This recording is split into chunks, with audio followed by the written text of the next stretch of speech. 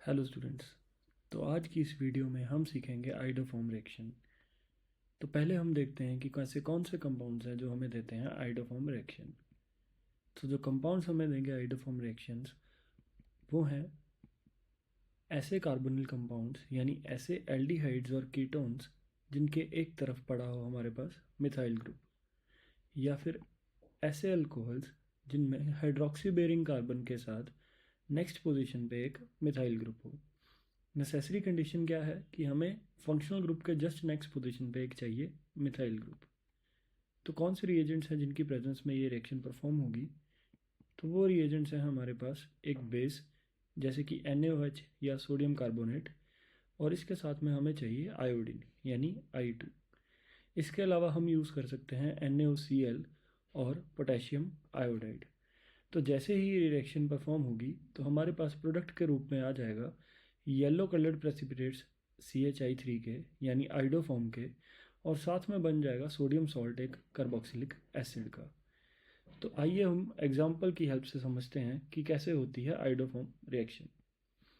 तो पहले हम लेंगे एक ऐसा एल्डिहाइड जिसके पास कार्बोनिल पोजीशन के बिल्कुल बगल में एक पड़ा हो मिथाइल ग्रुप।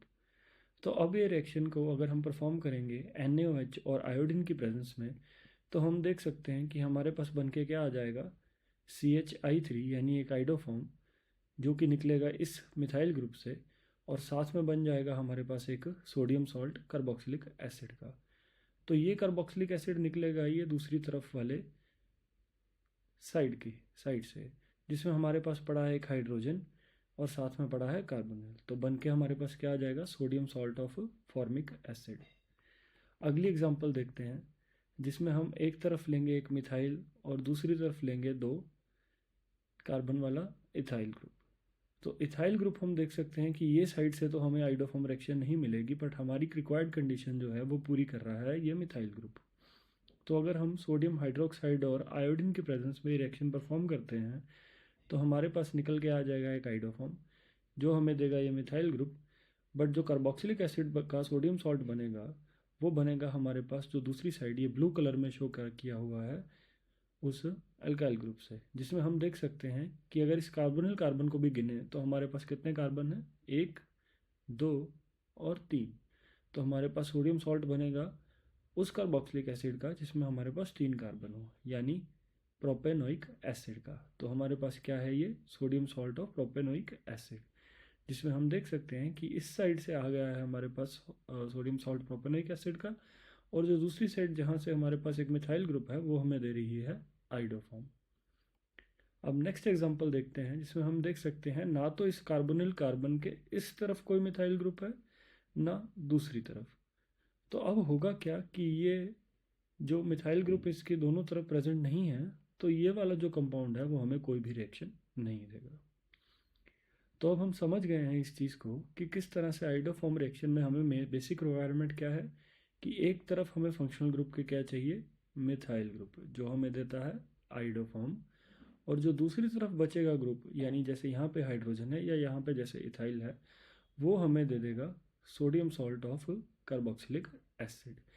तो इस कार्बोक्सिलिक एसिड को कैसे काउंट करना है, वो हमें क्या करना है, जितने कार्बन हैं इस CH3 के अलावा तो उनको गिनेंगे हम, इस कार्बन को, साथ वाले को और बिल्कुल इस कार्बोनिल को। तो टोटल हो गए तीन कार्बन। तो यहाँ पे बन गया है प्रोपेनोइक एसिड का सोडियम सॉल्ट, और यहाँ पे हमारे पास एक तरफ हाइड्रोजन है और कार्बन सिर्फ एक ही है, तो यहाँ बन जाएगा फॉर्मिक एसिड का सोडियम सॉल्ट, और दूसरी तरफ तो आइडोफॉर्म है ही है। तो आइए अब हम सीखते हैं इस रिएक्शन को एक मैकेनिज्म की हेल्प से। तो मैकेनिज्म समझने के लिए हमें लेना पड़ेगा एक ऐसा कार्बोनिल कंपाउंड जिसके साथ में हो मिथाइल ग्रुप। तो आइए अब इस मिथाइल ग्रुप को ओपन करके लिखते हैं, जिसमें हमने हाइड्रोजन्स को ओपन करके यहाँ पे लिख दिया है।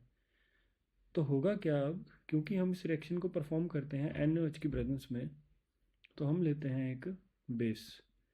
तो ये बेस क्या करेगा, इस हाइड्रोजन को इस ग्रुप से रिमूव करेगा, और इस रिमूवल के बाद जो इलेक्ट्रॉन्स हैं वो रेजोनेंस की तरह आगे मूव कर जाएंगे। तो इस तरह इलेक्ट्रॉन्स के मूव करने पे यहाँ पे पहले रिमूव होगा वाटर, और हमारे पास बन जाएगा एक इनोलेट आयन। इनोलेट यानी डबल बॉन्ड के साथ O नेगेटिव अगली ही पोजीशन पे। अब जब ये वापस आएंगे तो ये अटैक कर सकते हैं एक आयोडीन पे जो हम साथ में ले रहे हैं बेस के। अब आयोडीन पे अटैक करके ये रिमूव कर लेते हैं यहाँ से एक आयोडीन। तो इस तरह से हमारे पास हो जाती है मोनोहैलोजिनेशन। मोनोहैलोजिनेशन का क्या मतलब है कि एक हाइड्रोजन को रिमूव करके हमने यहाँ पे एक आयोडीन लगा लिया है। अब धीरे धीरे सिमिलरली इस प्रोसेस को रिपीट करते हुए हम बाकी दो हाइड्रोजन्स को रिमूव करके भी क्या कर सकते हैं, यहाँ पे आयोडीन लगा देंगे। तो इस तरह हमने देखा कि हमने तीनों हाइड्रोजन्स को रिमूव करके तीनों जगह पे क्या लगा लिया है, आयोडीन। अब नेक्स्ट स्टेप में क्या होगा, जो सोडियम हाइड्रोक्साइड हमने लिया है बेस, वो क्या करेगा, अब हाइड्रोलिसिस में हेल्प करेगा। OH नेगेटिव है तो वो अटैक करेगा कार्बोनिल कार्बन पे और इलेक्ट्रॉन्स मूव कर जाएंगे आगे।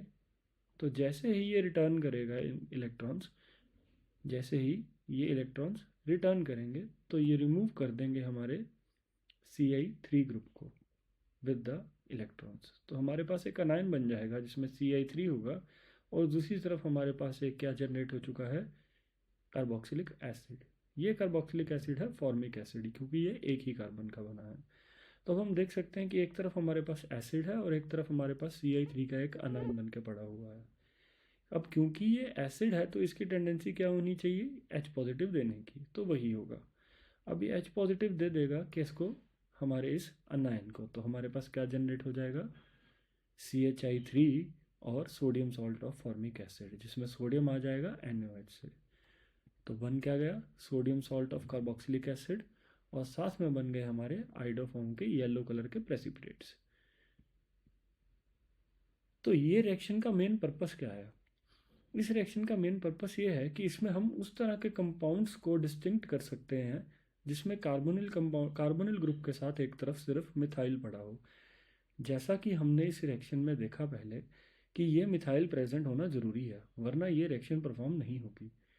तो अगर हमें देखना है कि कौन से कंपाउंड्स में मिथाइल प्रेजेंट है कार्बोनिल के जस्ट नेक्स्ट पोजीशन पे, तो हम आइडोफॉर्म रिएक्शन करते हैं। और फाइनल में हमारे पास अगर येलो कलर के प्रेसिपिटेट बच जाते हैं तो हमें पता चल जाएगा कि ऐसा कार्बोनिल कंपाउंड है जिसमें एक तरफ मिथाइल पड़ा है, क्योंकि हमने देखा कि जिसमें मिथाइल प्रेजेंट नहीं है वो कंपाउंड ये रिएक्शन नहीं देते। तो एग्जाम्स में अगर ये क्वेश्चन आए कि दो कार्बोनिल कंपाउंड्स को डिस्टिंक्ट करना है जिसमें हमारे पास एक तरफ मिथाइल है और दूसरे में मिथाइल नहीं है, या इथाइल है या कोई और ग्रुप है, तो उसकी डिस्टिंक्शन में हम यूज़ कर सकते हैं आइडोफॉर्म रिएक्शन। तो जिसमें मिथाइल होगा वो हमें देगा आइडोफॉर्म के येलो कलर्ड प्रेसिपिटेट्स, और दूसरा तो आइडोफॉर्म रिएक्शन देगा ही नहीं।